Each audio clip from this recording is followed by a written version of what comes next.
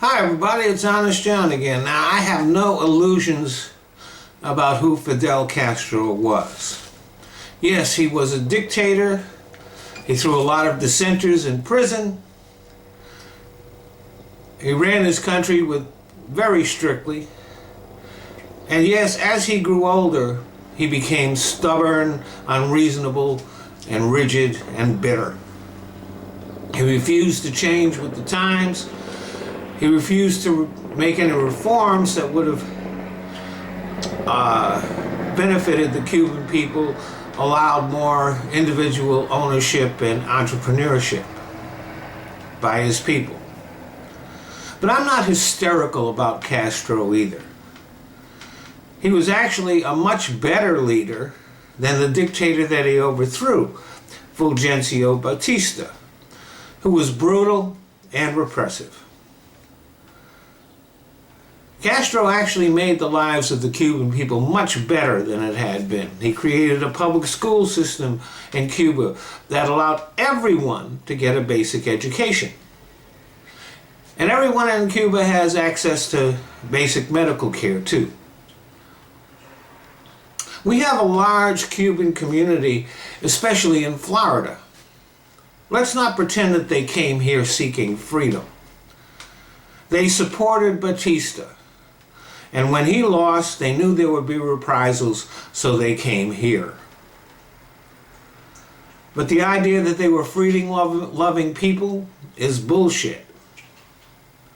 Now later on, Castro opened up his prisons and let those people leave for America. So he got rid of not just political dissidents, but a lot of criminals as well.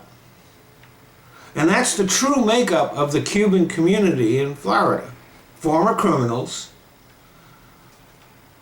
and supporters of the previous dictatorship. And don't forget, at the same time that we were all hysterical about Castro, we were supporting dictatorships all over the world, including the Shah of Iran and the Saudi royal family, among others.